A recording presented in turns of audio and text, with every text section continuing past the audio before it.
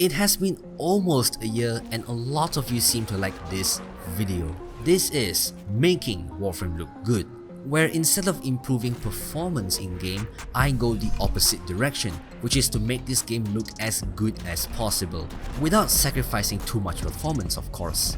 Ever since then, DE has added a lot of updates, especially in the GFX department. Today in this video, we will be making Warframe look good. This is Beautifying Warframe 2020 edition, now with a touch of Fashionframe and 1440p goodness.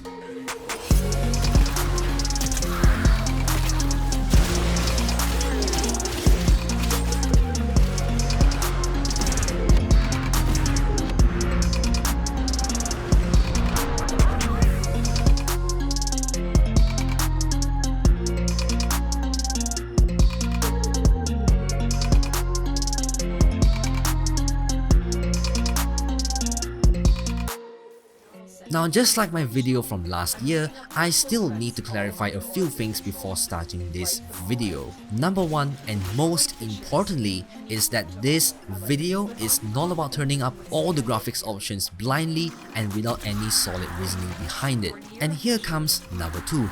Because of that, I will go through every setting with detail and explanation for what it actually does to your visuals. In fact, this video will be much more detailed than the previous one, because new settings are implemented as well as the graphics engine upgrade that was made the year before. I want this video to be the best and the only graphics option guide you'll ever look for Warframe, which is why I have put a lot of effort into the making of this video. Number 3, I will not include reshade, sweet effects or Nvidia inspector in this video because it might be too complicated for the majority, but if you still want a video about it, then leave a comment down below. Number 4, FPS, processor and graphics card utilization and frame time comparisons will be shown whenever applicable. If there are any settings that can cause a lot of FPS fluctuations, then I will show it on screen. But frankly speaking, the people who are going to watch this video are the ones who have strong rigs.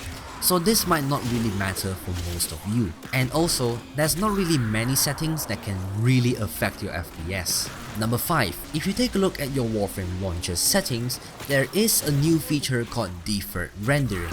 I will explain that feature with as much detail as possible and to determine whether you really need it or not. Lastly, also a pretty important point, all sources for reference and research materials are linked in the description below, even the script that I'm reading from right now. I also do hope you guys understand why I needed a script for this video. It's because it's long, complicated, and I do not want to go out of topic. So that is pretty much it for the housekeeping section. Let's go through with the actual video. First of all, I need to go through the Nvidia control panel options. For AMD users, I would like to believe the procedure should be similar, because first of all, I do not own an AMD GPU, neither do I know their interface for their control panel. But again, I would like to believe that it will be almost similar is because some settings you might see later might be also found in your control panel. So if you are an AMD user, you can skip this part or you can just follow through and see which settings can be done. Anyway, let's actually move on with the video. First of all, we need to get to Nvidia control panel. All you need to do is just to right click on the Nvidia icon over here and click on control panel. It will open up this window over here, click on manage 3D settings and then move over to program settings. In here you can choose Warframe from the drop down list. If you don't see it, you can go click on the add button and then find it over there. Now let us begin. First of all, image sharpening. This hugely depends on your monitor and resolution that you're running on. Normally I would turn this on, but always equal or lower than 0.15. If your monitor is placed relatively far from your eyes or approximately the distance of your arm, plus running at native resolution, everything should be clear enough. Adding in a little bit of image sharpening would make details look more, well, sharp. If you're playing on a big ass TV that only goes up to 1080p resolution, you might need this option. But still, this setting is basically personal preference and needs experimentation on your own. Next, anisotropic filtering, in short, AF. This should be set on 8x or 16x. The reason why we are using NVCP's anisotropy settings is because it generally runs and looks better than the ones in game. And also, Warframe only allows up to 8x anisotropy filtering. Now, what does this setting do? It is actually pretty simple. It makes edges and textures look more sharper. This is more noticeable on textures that are far from you, for example the planes of Eidolon or the Obvalis, where you're able to see far and a lot on your screen. Next, you can skip these 3 anti-aliasing options because they affect the entire screen and is not needed, especially FXAA, which sometimes makes text look more jarred than normal. We're going to move on to anti-aliasing transparency. I will put this on multi-sample, but you can put up to 2x, 4x or even 8x depending on how strong your graphic card is. The way TRAA works, which is the short form of the setting, is that it applies anti-aliasing on transparent textures, which means leaves aka foliage, big particle effects or any other transparent textures will get this anti-aliasing effect. This is relative to your anti-aliasing options, which I will explain later, but if you decide to turn this option on, you will have a much larger FPS range in game. For example, in tile sets where little transparent textures exist, like corpus or greener spaceships, you will see little FPS drops. But if you're in the plains of Eidolon or the Obvalis where foliage is abundant, your mileage may vary by a huge margin. TLDW, it depends. It's best if you can put it on multi-sample, but if you want to push it up to 2x, 4x or above, you need to make sure that your graphics card is strong enough to handle extra anti-aliasing. And then we're going to skip CUDA GPUs because this depends if you have more than one graphics card. It will determine which GPU will process PhysX effects, which is essentially an eye candy particle system. PhysX does not exist in Warframe, so you can safely ignore this option. And then we have low latency mode. You should just turn this off. This option is made for competitive titles like Cancer Strike Global Offensive, OWO, Watch or even the upcoming Valorant. If you turn this setting on in a very graphic demanding game, you will only introduce more stuttering and it's very annoying. Turn this off unless you have a strong graphics card or you can feel the input lag for some reason. Warframe is pretty optimized, so there really isn't much issues regarding input lag. Next, we have max FPS. This depends on your monitor's refresh rate and how much FPS you want to limit. If you have a 144Hz monitor, then you can set it to be either slightly higher or slightly lower than 144. Using an FPS limiter basically prevents your graphics card from reaching sky-high temperatures, because you're not letting your graphics card to run free and provide as much FPS as possible, which is why it's best if you can limit it to your monitor's refresh rate, so that you can limit the heat generated from your graphics card, which may affect lifespan. However, if you like big FPS numbers or just as little input lag as possible, then you can turn this setting off, but at the cost of more heat generated from your graphics card. And then we have power management mode. You should set this to either optimal power or adaptive. The reason why you should just leave it as optimal power or adaptive is because the option prefer maximum performance forces your graphics card to run at max power the whole time. You don't want to have max frequency, max clock speeds when you're just looking at the sky or at the wall. This setting matters for people who does overclock the components like me. I don't need the extra heat from my graphics card when I'm looking straight at the wall or at my ugly operator face. Unless if you want to turn your PC into a heater during cold times, sure, why not? But still, jokes aside, you should just leave it as it is or change to adaptive. Next, we have anisotropic sample optimization and trilinear optimization. These two settings should be just turned on. The good thing about these two settings is that I see no difference when turning it on or off. As it says in the description, select on for higher performance with a minimal loss in image quality, because there is almost no difference when it is turned on or off, and you will get some performance by turning this option on, so why not? After all, it's not like you're stopping by every 5 seconds to appreciate the graphics, because even if it did change something, you're probably too focused on the mission itself anyway. Next, we have negative LOD bias. This option works well with anisotropic filtering as it produces a more clearer image, but it may introduce shimmering textures or sometimes flickering as well. I do not know how to recreate this shimmering effect on certain textures, especially in Warframe. Trust me, I've been searching high and low to fully understand this setting, but to no avail. All I know now is that the negative LOD bias setting is used to combat shimmering textures when viewed from a certain angle. But the problem is, it doesn't always occur in a game like Warframe. My suggestion is to leave this option on clamp. If it does work, then it will work. For texture filtering quality, you should set it to high quality or just leave it as default, which is just quality. This setting has slightly noticeable improvements, but if I were to be honest, it really isn't necessary because it's not like you're paying attention to textures all the time. Also, by turning this option up to high quality, it will grey out both optimization options. So whatever you have just done might have just been reverted. Finally, threaded optimization. This setting makes use of more CPU cores to run games or any other applications. It's very recommended to turn this setting on because in CPU intensive moments, for example a lot of things running about on your screen, a lot of abilities and stuff, with threaded optimization turned on, you might be able to process all this data as quick as possible without having to worry about your FPS dropping like crazy.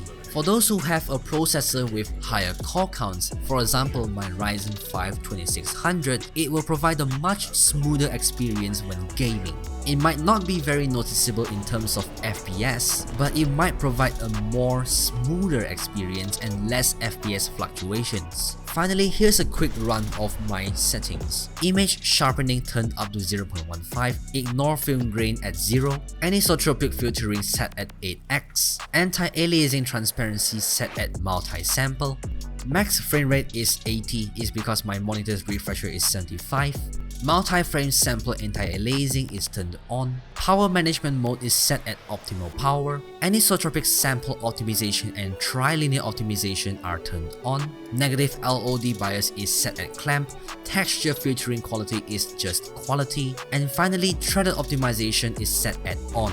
Now that we're done with NVCP, which again, just to remind you, it stands for Nvidia Control Panel, it's time to move on to Deferred Rendering, which is found in the Warframe Launchers option. Click on the gear button and then you will see Deferred Rendering right there. Although this is still an experimental feature, I do hope DE is still working on it. So, the advantage of using Deferred Rendering, aka Deferred Shading, is that it provides a more accurate lighting and shader details, supposedly at a lower cost. It scans through all the geometry that you actually see on screen and will determine how much lighting and shaders are needed to render. That is basically what it meant by deferred, because it's trying to differentiate what is really seen on the screen versus what is not.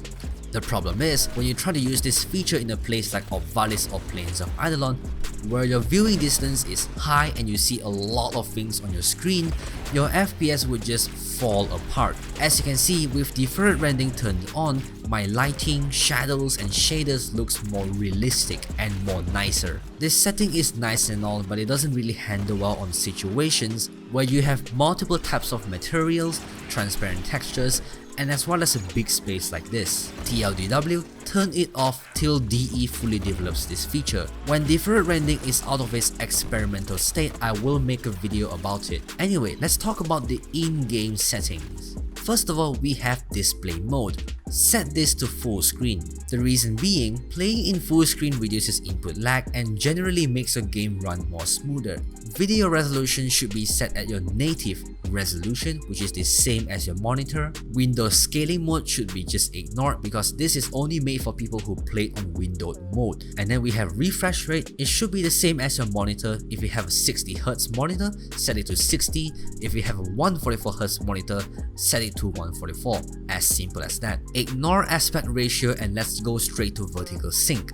This should be pretty obvious, just turn this off. Unless if you have a G-Sync or a FreeSync monitor, then you might need to turn this on. For a max frame rate, it's best if you could use Riva Tuner or your driver to limit your FPS. This is because you have more freedom over it. Also, if you're wondering about the input lag and frame time between in-game's FPS limiter, Riva Tuner and the Nvidia control panel, they are pretty much the same. Brightness and contrast, it varies. This depends on your monitor and how much clarity you need on your screen. For most people, I would recommend you to just leave it as default, as going too high or going too low just makes the game look terrible. FOV, otherwise known as field of view, should be as high as possible. This reduces motion sickness and allows you to see more.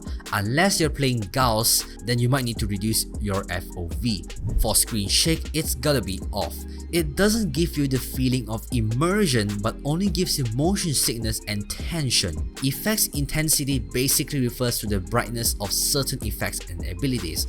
This should be just left at default or 90%. An Exceltra or a Mirage with white energy color is already blinding enough, so it's best to just leave this at default. Next, we have runtime tessellation. This should be just left on. Although there are no obvious changes in terms of model details, I still recommend to turn this on in the event that it actually happens. If you don't know what this setting does, it basically improves the detail of models when viewed from a distance. Local reflections should be just turned off. Warframe uses screen space reflections. When you view at these reflections at a very harsh angle, it will produce this vanishing effect on them. Although this effect does look cool, but it's not very noticeable in most house sets, and again, it's not like you're actively finding for it in missions. For volumetric lighting, it should be just turned on. It produces this realistic looking lighting as if light were passing through fog, mist, smoke, or even dust. Its effect can be clearly seen in Fortuna, where these signboards emit tons of light. For high dynamic range, it should be just turned on. In layman terms, this effect basically allows for a higher range of lighting and shadows for what you see on screen.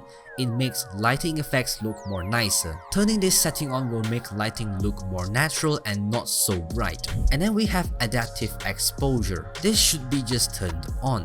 This setting basically adjusts exposure in real time to better suit the lighting that you actually see. This is very useful when you're in places that are too bright or too dark, so that you have more visual clarity and accurate lighting. The only problem with this is that if you go and smash your head against this Fortuna signboard, it will darken your screen and then slowly returning to normal as you look away from that signboard. This might affect gameplay where bright and vibrant visual effects are getting more and more abundant in this game. If you ask me, this really isn't a big deal, as you don't want to blind your eyes when you step into bright places. So once again, turn it on. Next, glare should be turned off. As it says, glare is implemented on places with excessive brightness. It's kind of like looking at a lamp with spectacles that has smudges of fingerprints on it. Till this day, there are some tile sets where glare is forcibly implemented on it, making it not removable. Although it's rare to catch these glare effects shining right at your face, it's best to just turn this off. For film grain, it should be turned off as well. This simulates the film grain effect that you see on certain movies with dark scenes or your camera trying to see in the dark. In my opinion, this setting isn't really noticeable, so just turn it off. Ambient occlusion is best turned on as it provides accurate data on lighting effects and overall clarity. This is probably one of the best examples I could show for this setting. As you can see, without ambient occlusion, the ice is pretty much blown out in terms of exposure. With ambient occlusion turned on, I could clearly see the details of it. Same goes for the shadows over here.